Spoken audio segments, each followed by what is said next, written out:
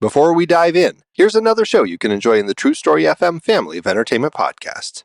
Do you like movies? Do you like sports? I never played that sport on the screen, but I really enjoyed how the movie made me feel. Well then, have we got a show for you. The Adrian Moment is where my friend Ocean and I discuss the triangulation of sports, movies, and life. We dive deep into the movies, discussing how they relate to and have affected our lives. We will talk about why the sport matters to the movie, why you don't have to love the sport to enjoy the movie, and mine a few nuggets of meaning inside the story you may not have realized was really there. After listening to our show, come join us for more conversations about the movies that portray the thrill of victory and the agony of defeat. Find the Adrian Moment podcast on your favorite podcast app and join us while we cover the sports you love and the ones you never think about. You will never see sports or sport movies the same again. Meet Zinnia. You are being very polite to someone who is attempting to kill us. Her wife, Saffron. You know I'm wildly, madly in love with you.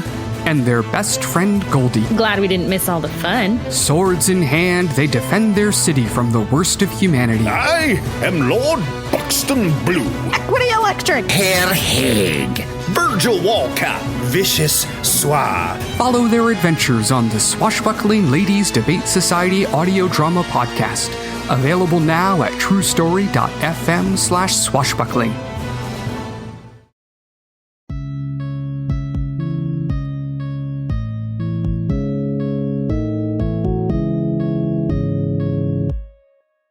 Holy shit.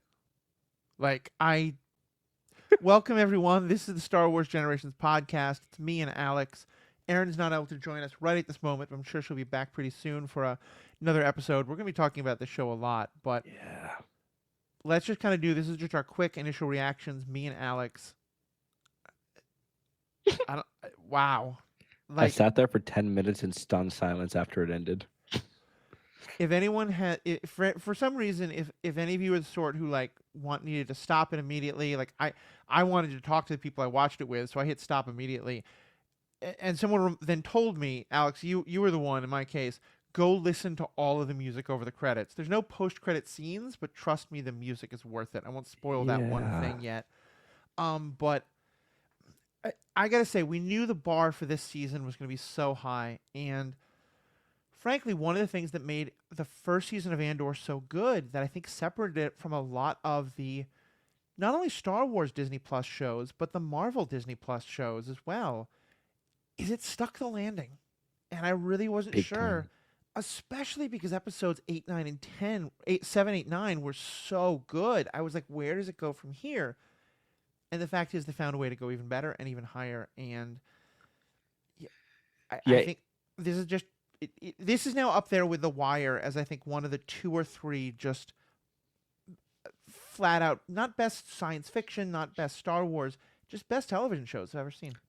Yeah, I was talking to my friends last night and I said, this is just the best television I've ever seen. Just sentence ends there. I mean, it was, I had taken notes, just a few notes for our podcast today. And one of the things I wrote on here was this show improves Star Wars as a whole. It elevates everything. It elevates Rogue One, A New Hope, Rebels. It makes the sacrifices that occur in the original trilogy even more meaningful. I mean, it is...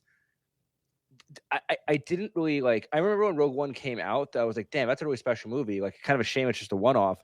And they found a way to take that lightning in a bottle they had captured and then expand it. I mean, this show was just Yeah. I can't even describe it. It really was. A lot of people had said that you should finish this show and then go immediately into Andor. And unfortunately, because of just timing issues... Rogue One. Let me take it again. A lot of people had said you should watch Andor and then go immediately into Rogue One. And unfortunately, just due to life circumstances and I wasn't able to do that. But I woke up this morning. One of the first things I did was turn on Rogue One. And they're right. It just added... the whole time I was looking at Andor feeling so off balance and so torn and not sure what he should do, and thinking about the fact that he lost Marva, he lost Luthen, who, as much as he disagreed and disliked Luthen at times, meant so much to him. He had lost Bix, he had lost so much, and yeah, I just Andor hit a lot differently. Rogue One hit a lot differently. I then actually went right from Rogue One into the first few minutes of A New Hope, and you're right, that hit differently. I think this is going to be one of those things that is both. It makes Star Wars so much better, and I think for us Star Wars fans, it is just the pinnacle of awesome things. But also, frankly, and I've heard from these people already, but I want more folks to find it this way. I think for people who don't like Star Wars or don't like science fiction or think it's just not for them, but they enjoy political thrillers, they enjoy action spy thrillers, they hate being in the political and social and cultural situation we are right now and want some catharsis about how it could be better, this is the show for them. I mean, it really just walked that line so perfectly.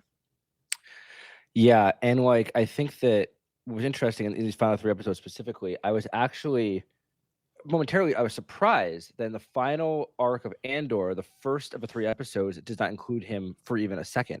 Yeah. It's all the Luthen and Clea backstory, and we finally get to like understand how like where like what Luthen's background was, where Clea came from, and it like I like want to go back and immediately restart Andor now because I want to look at their relationship through that lens of like Clea being raised kind of as his daughter, like as this found individual, and I was like, oh my god, this makes it so much more devastating.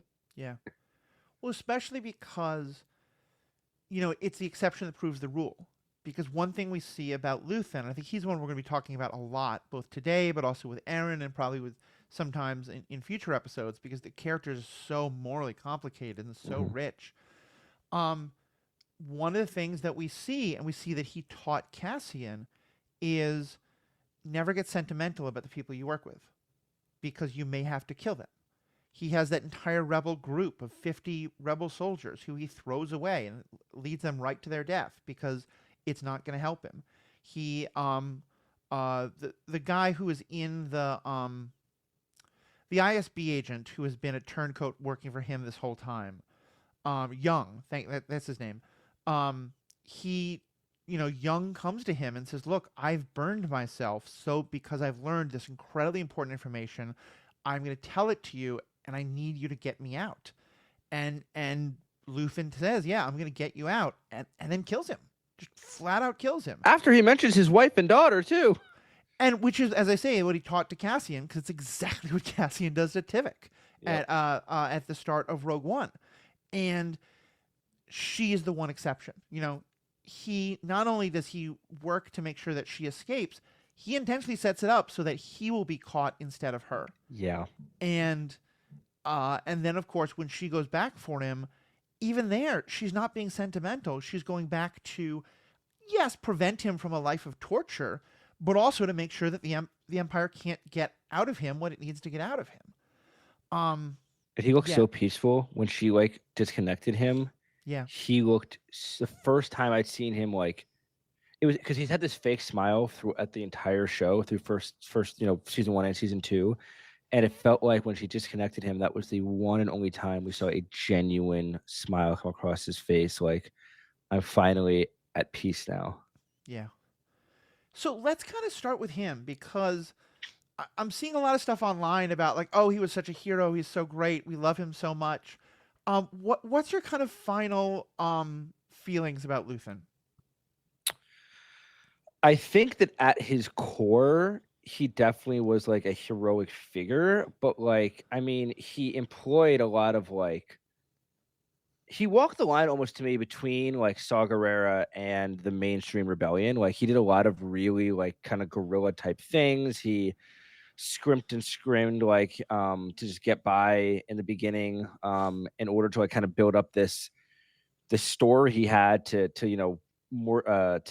get information to and from the rebellion. But I think that like at the end of the day, I see him as kind of almost like a necessary evil, but it has to exist. Like, he kind of did the dirty work that like Mon Mothma just didn't want to do, or some of these other characters who like were equal. I mean, Mon Mothma is equally, if not of greater importance, but like she doesn't get to the rebellion if it's not for Luthen. And like Andor doesn't get the training he needs, and like probably a lot of what happened, the rebellion doesn't win unless Luthen does everything he does. But it doesn't make it all morally correct. But it just opens up that kind of conversation of like, how do you win a war against this giant opponent? Like, I mean, he even said in his great speech, I can't remember the exact wording of it, but something along the lines of, "I'm like forced to fight my enemy, like using their I have to use the tactics, weapons of my basically." enemy. Yeah. And he's right. And I see. I mean, like, I think he was fairly cruel sometimes to Clea. I think he was cruel towards others. He was very paranoid and untrusting, but he also successfully completed what had to be done. Yeah. I think he is the character who troubles me the most, and I think that's the point. Because I I was reminded recently I don't want to just assume that this show is about the most modern of current events. But I think that a theme throughout history has been that when people commit acts of violence, especially against civilians or against in ways that we think of as like not, you know, just war or something like that, we are very quick to judge them unless they did it for a side that we think is morally valuable, or especially ones that wins, you know? People remember Nelson Mandela as the great peacemaker, and he was. He was also the one who decided that the ANC needed to turn to violence towards what would be, by a lot of definitions, terrorism. Innocent people got blown up by the bombs that and the attacks that Nelson Mandela helped to put in place. And that violence helped lead to the situation that led to him being much more peaceful, that helped lead to the end of apartheid in South Africa. You know, you can look at groups like Hamas, at groups like any kind of group that is fighting for freedom against oppression, you know, and we can get into questions of like, is that oppression? Is that oppression that we understand and agree with, you know, that we don't? The IRA, you know, is another one. Like, there's so many around the world where I think it's I'm not saying that I think all of them are completely justified. I'm not saying that I think Luthen is completely justified. I'm saying I think that for the most part, we sit in ivory towers and pass judgment on this is an okay way for people who are facing horrible situations that we don't, right, to respond, and these aren't ways. And Luthen is there to kind of force us to question that, to force us to say, like, you know, again, it's not to say that therefore everything is justified. It's to say, like you said, I hate that Luthen killed those people. I hate that Luthen threw away those rebel soldiers. I hate that, you know, the bombs that he and Clara set off when Clara's a kid on Naboo, those almost definitely killed innocent people. Like, they were attacking military targets, but there were people around. They killed innocent people. That was a terrorist bombing by almost any definition. But it moves forward toward the end of the, you know, horrible, evil, oppressive empire. And that was, I will just note, in that Naboo scene, it was interesting because Clea was like ready to finally like click the button and do it herself, and he like last second pulled it away from her because he like, again, she was the only one. Clea was the only one that Luthen like wanted to protect to the end, and like he like knew what had to be done, but like didn't want Clea to get her hands dirty as much as possible. Well, it was weird because he wanted her to make the choice. He wanted to know that she would be willing to push the button, but then he wanted to. Exactly. And I found the exact quote. The exact quote is, "I'm condemned to use the tools of my enemy to defeat them." Right. And that's, I think, like, to him, whether it's ego or not, that was his burden. He's like, you can't, which is, again, very Saw Gerrera thinking of like, right, you can't win a war through only peaceful methods. And like, I think that, like, I don't know, Luthen really clearly he pissed off a lot of the people in the Rebel Alliance. But I loved Andor's speech, basically calling out some of the rebel leaders and being like, Did you know him? Did you meet him? How dare you? How dare you speak ill of this man? He was not perfect. He was actually a lot of bad, probably more bad than good. But if it wasn't for him, none of this happens." And I thought that was a really apt description. And it was very cool to see Andor like stand up to them in that way. I think the only thing that I found troubling about it, and trust me, there's a lot of other things we're going to talk about, Cassian's story, so much else. I didn't like for a long time, I have felt that like they were kind of saying like, Saw is off on his own and Luthen is still working with them. But in a lot of ways, Luthen is worse. Like, Luthen does things that even Saw is like, oh, I couldn't do that. Yeah. And it felt like at the end of this, they were kind of heroizing Luthen, especially with that speech from Cassian, while Saw was still being treated as, oh, but he's too far. He goes too much. And I've certainly seen that reaction a lot from fans. And I think that is, I think if I'm charitable, I think what Gilroy was trying to get to was just that they see it this way because Luthen is still working on the inside, whereas Saw isn't. But among other things, one of the things again I got from watching Rogue One after this was I was thinking about all the ways in which Luthen had kept everyone so compartmentalized and made sure that no one trusted each other. And so Clara felt that like she wouldn't be trusted and welcomed, and in a lot of ways she wasn't. And like a lot of the council didn't want to trust Cassian, let alone Luthen. Of course, Saw is paranoid as hell, and I can understand why Saw's like, I want nothing to do with you people. I want to go off and do this on my own. And I wish the show had been at least a little more understanding towards Saw, but like that's just a tiny complaint in a much larger No, story. that's fair. I mean, like, and we only really got like that one hologram interaction, which actually for those, again, I mean, we do a book club, y'all, for our listeners, for our, let's say that again.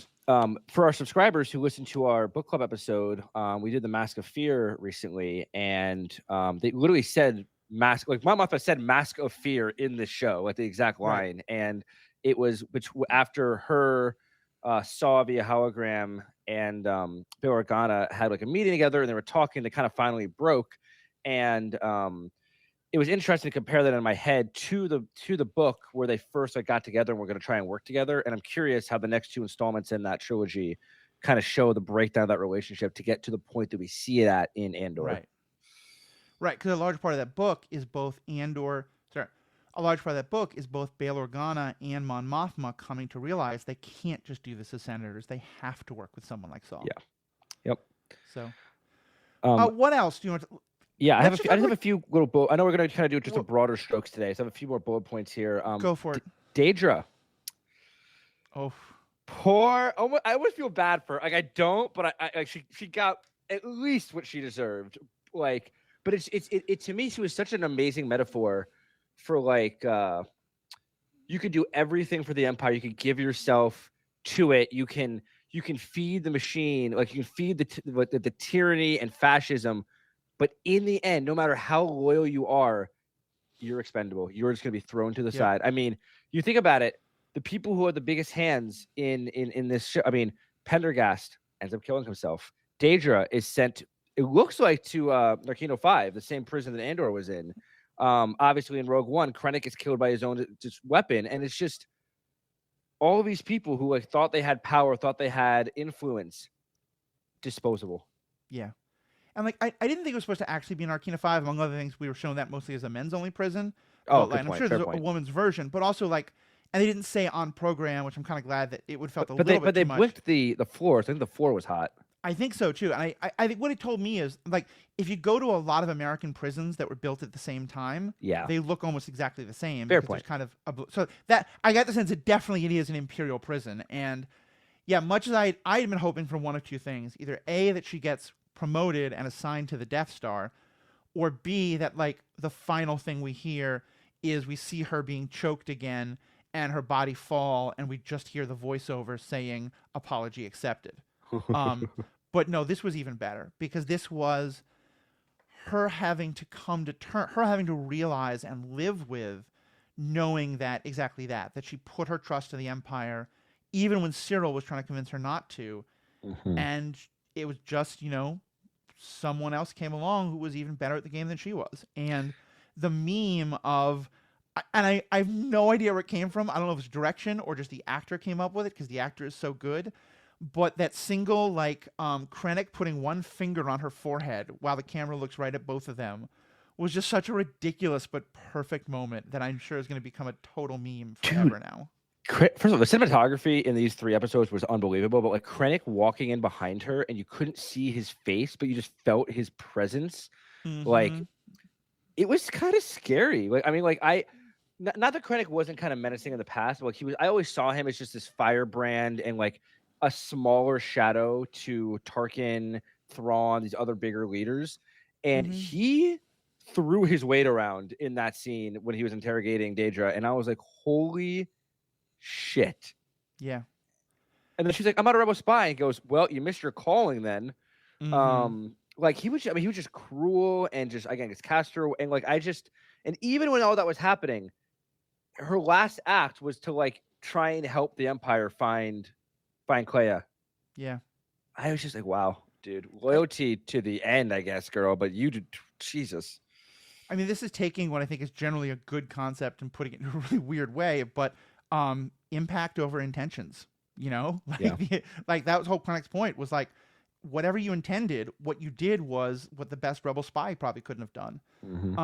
Which is also hilarious because he's not realizing how much rebel spies actually had to do with it. But and I think it was a perfect statement about who Krennic is, because he is the classic psychological description of a bully. Yep. He seeks out situations where he is the most powerful. When power is taken away from him, he whines to the people. He doesn't try to take it back. He goes to someone like Vader and goes, "Wow, wow, wow, this isn't fair." And he cowers like, you know, a little coward in the corner when the people with actual power, like Vader or Tarkin, exert it towards him. And it's just, he is exactly the kind of middle management that an empire, a fascist empire, produces. And like, we know the Emperor wanted people fighting with each other, and that this is exactly what it gets. Yeah, and it was fun. I remember what their interaction with Pendergast, where Pendergast was like, "Save your speech for Palpatine. Like, save like all your ramblings for like I don't want to hear it." And Krennic like knew that Pendergast was screwed and was just like, "All right, man, good luck."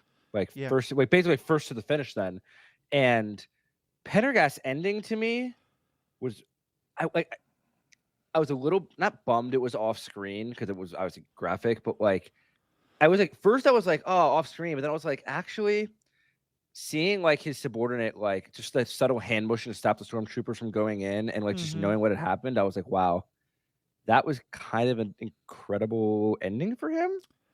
The fact that this show made me feel for just half a second a moment of sympathy towards both Dedra and Pendergast. Yep. Like I sent to my friend who was texting as I watched, like, that is incredible writing, because they are both evil, terrible people. And I still, in both of those moments, was like, you know, it's kind of like, I think getting your face eaten by a leopard sounds terrible. And I don't, you know, the people who voted for the leopards eating faces party and then get their own faces eaten, like, there's a certain part of like, you should have seen this coming, but also I still am like, that looks terrible. I'm sorry for you, you know? But it means it was successfully written villains. Yeah. Because if you feel for them in some level, like obviously it's not the same at all, but like it's similar to like, you know, it's like the Thanos idea of like, you know, you feel like maybe he's slightly right, and like with these characters, like you feel slight emotional connection to them. Versus like a straight evil villain is just not as interesting anymore. To me, the point of a villain should be to make a part of you think. I say this especially as someone who with a lot of privilege. Maybe it's different for others, but I think for someone in a comfortable position in the world like I am, I want villains that make me and people like me think, wow, if I'm not careful, I could become that. You know, that I can understand why she makes the first step she does, and I can see how that leads to it, and I can understand how someone who doesn't understand that can make all those same choices, and that's why we have to stop. That's why I hope people can watch this and be like, oh, okay, I need to make different choices, because so we have a bit of time. I'm going to pop over to another character, K2. Real funny. So good. Also, horror movie scene in the hallway. I had read that there was more of that they ended up cutting for time, but like that was like scary. That was actual horror. Like holding up his body, just being full of blaster bullets coming down the hallway. Like I did not have K2 getting his own hallway scene on my bingo card, but that was one of the scariest ones I've seen. And there was a moment where, and again, I was sending this to Paul, my friend who's been a host of this podcast and been a guest a bunch of times.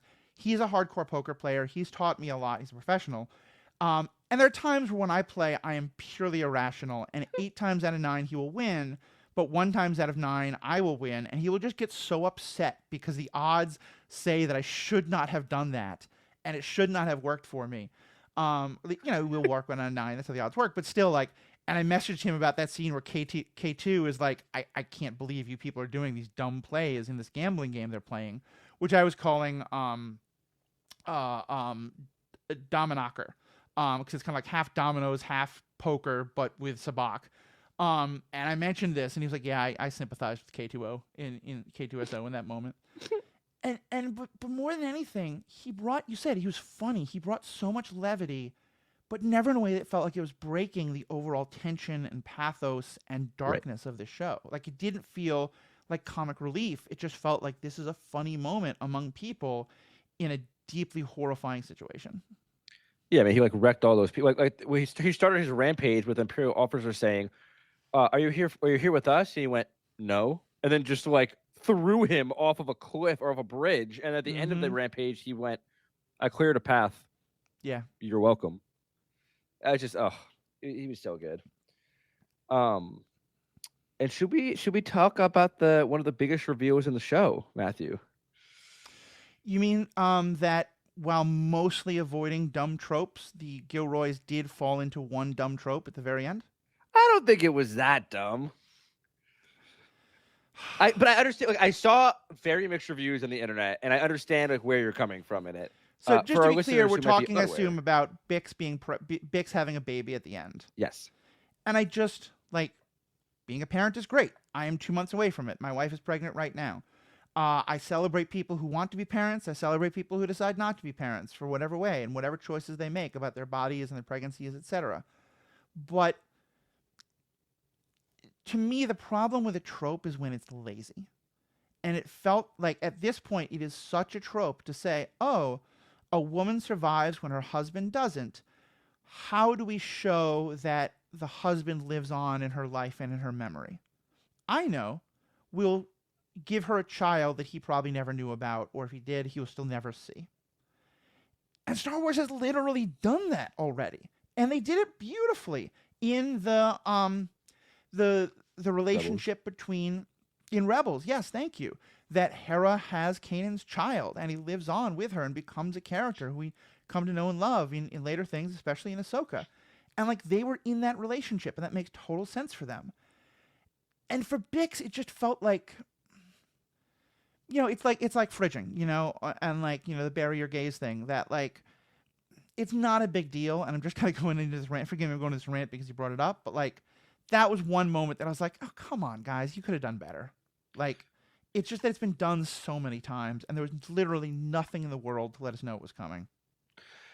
That's fair. I mean, I totally see your viewpoint there. I think for me, it kind of hammered home a few things, like it connected a few things to me. Like one is that like it made her choice to leave. We talked about it last week, and we went back and forth on like she shouldn't be choosing for somebody else and like stuff like that. But to me, she like basically this reinforces that she had to choose the rebellion for him because Andor would have never ever like chosen the rebellion if he knew he had a kid. Right. And I think it just adds a little bit to the psychology of like what Biggs was doing there and like why she made the choices she did. But the bigger thing to me that I thought like just hit for me was that like she's revealed like holding this baby, kind of looking at a sunrise.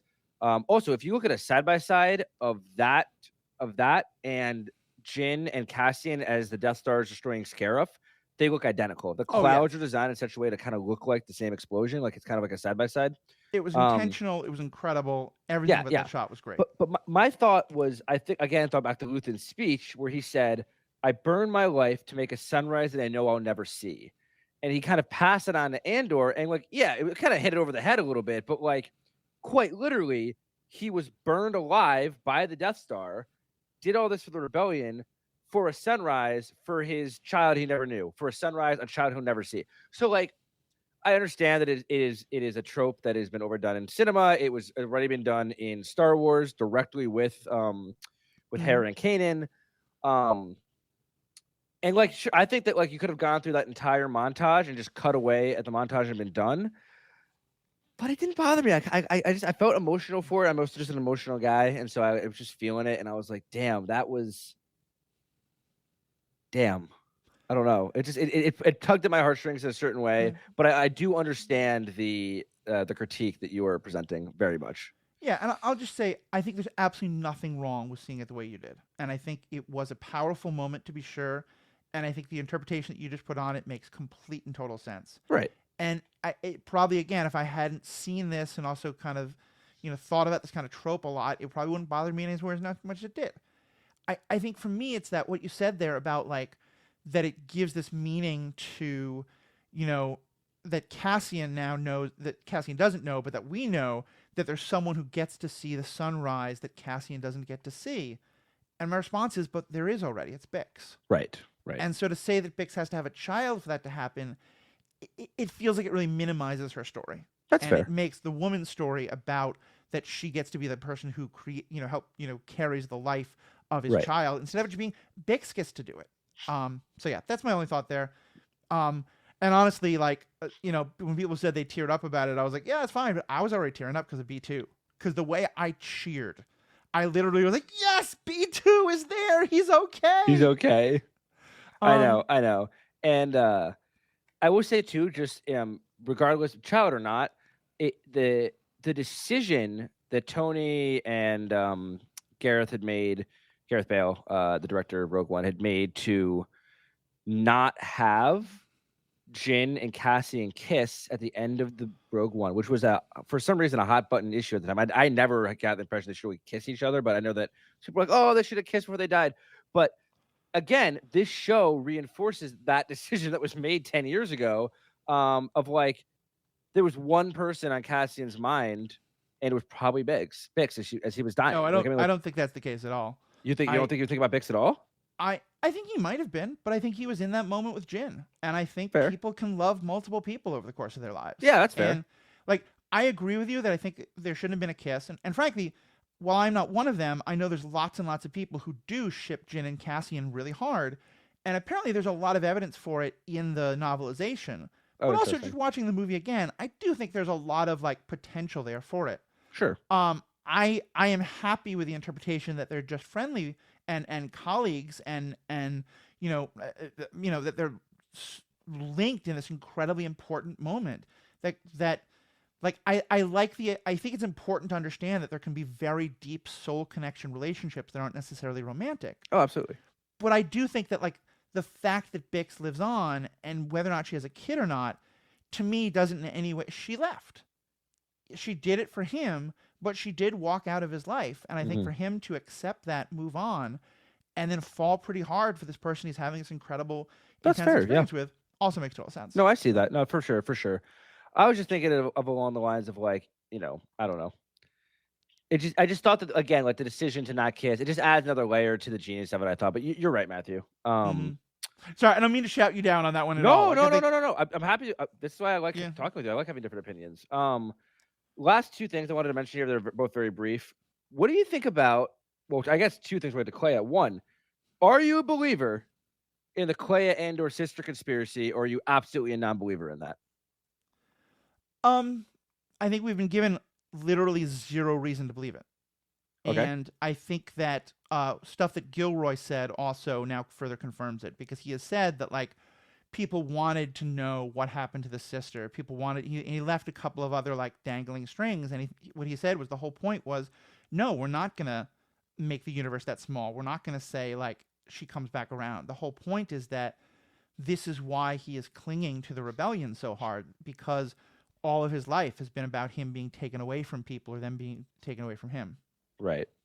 Yeah. For a brief moment, like at the beginning of the Luthen episode, I thought that like Luthen was like on Cassian's planet and that like that was his sister who had escaped. And then like obviously it goes on and I'm like, oh wait, no, that doesn't make any sense. But like for a brief second, I was like, damn, wait, is this possible? But then I agree that like I was thinking at the same time, like it would just make the universe small. Like not everyone has to be related to everyone else, and that kind of minimizes the impact of it all. And having that long lost sister is what fuels him so heavily. Yeah.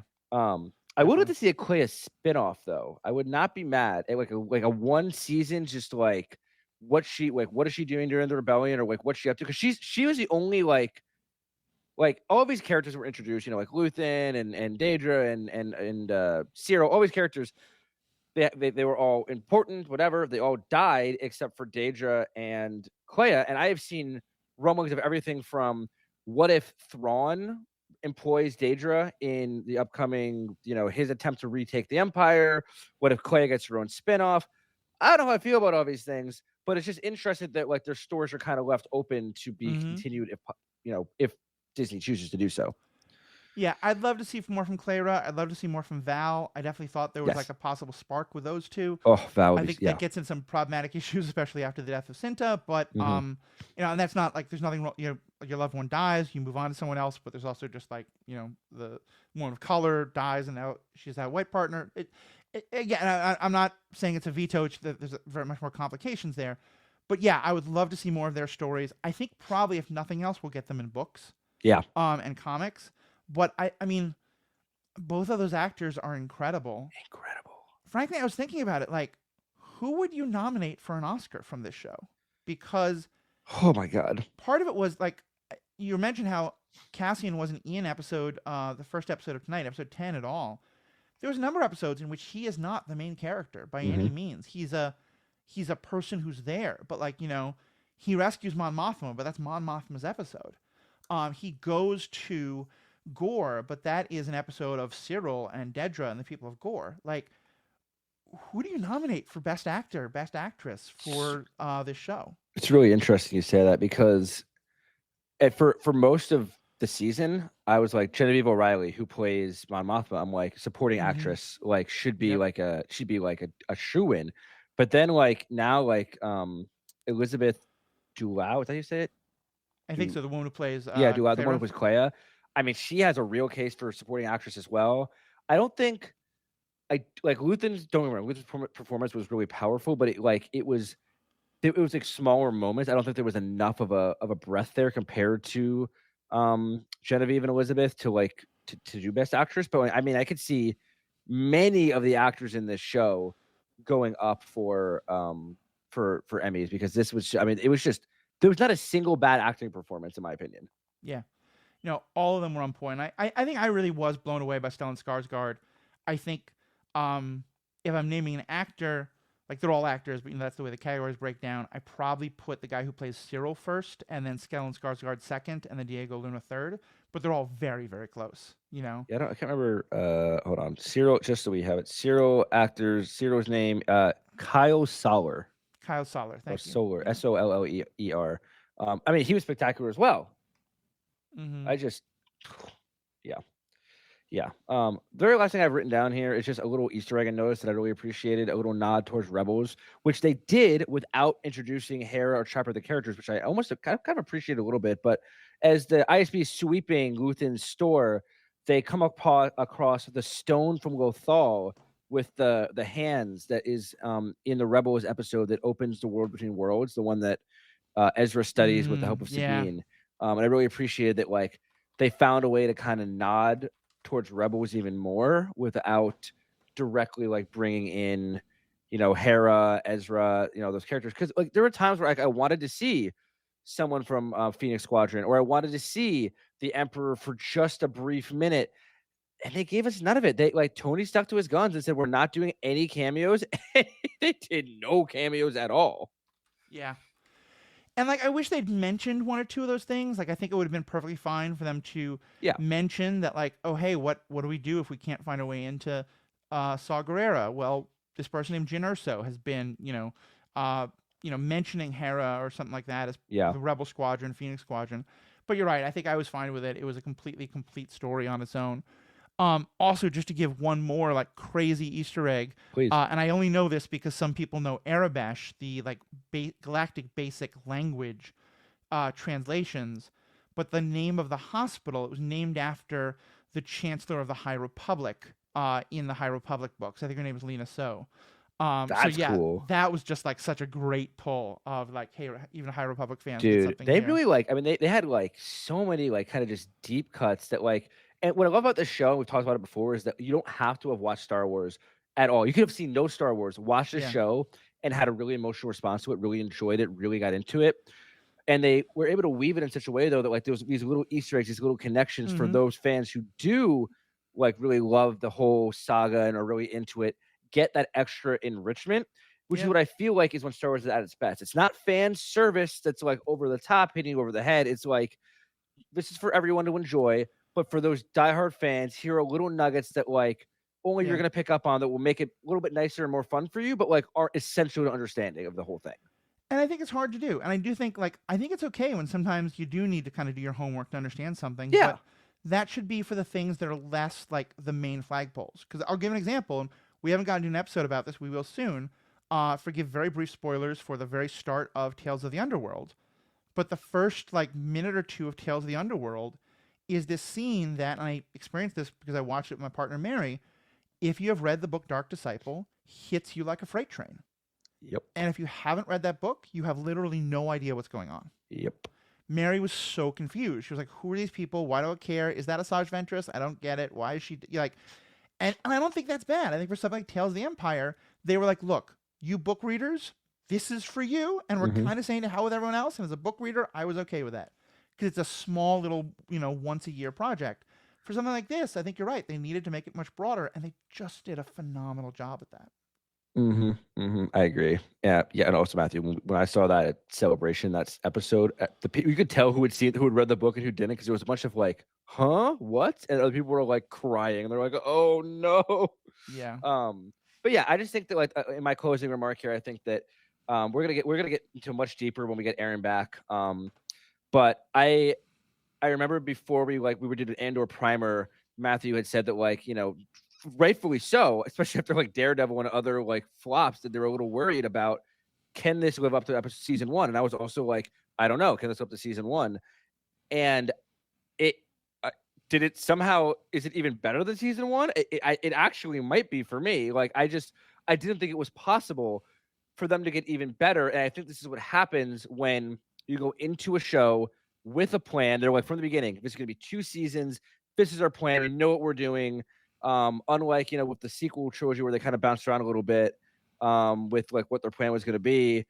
And they executed it in such an amazing way. Everything from acting, CGI, storytelling across the board. To me, this is not only the best Star Wars show, but one of the best TV shows I've ever seen in my life. And I'm really hoping that this level of standard that they have now set the bar is followed through on in future Star Wars projects, because we now know what they're capable of doing. If this is what they can produce, we should be getting other shows of this high quality in the future, hopefully. Yeah, I think I'm with you. I think this is it's weird to me trying to compare season 1 and season 2 because they all it feels like such a full, complete story. But certainly, like, having watched this now, when it comes to sequels, I am newly hopeful. I have a new hope about second seasons matching up to the first, because you're not even laughing at my Star Wars reference. That's annoying. But I'm sorry. It's okay. It was terrible. But yeah, no, it absolutely cleared the bar. It was so much better than I feared. Like, not even than I feared. I was really looking forward to it. I was hopeful, but it matched those. It did not fail to do that. And I do think, like, I think there's a lot of stuff now that is comparing this to other stuff. And, like, all of a sudden that everyone loves Tony Gilroy, there's been some, like, dissatisfaction with Filoni growing for a while, but there's a whole bunch of people who are like, screw Filoni, it should only be Gilroy who can make everything again. And, like, there's a lot of stuff that I think has come out of Disney Plus recently that is not on the same level of quality of this, and shouldn't be. And I don't want, and I think I'm okay with that. There's a steak restaurant here in town that when I want to go and spend a huge amount of money and get a really wonderful fine dining experience and incredible food, it's very, very good. When I want to go have a burger, though, like, sometimes I just want a burger, and the best burger in the world is exactly what's going to do it for me. And, steakhouses are great. Blue Door is great. Wait, what's the steakhouse? Is it Manny's? I'm not going to get into that now. Yeah, it's Manny's. But like, yeah, it's just, it's different things, like, I don't want the best ice cream in the world to be the best, on the same level as like a super fancy French souffle. Like, it's different. That's really fair. That's a fair way of putting it.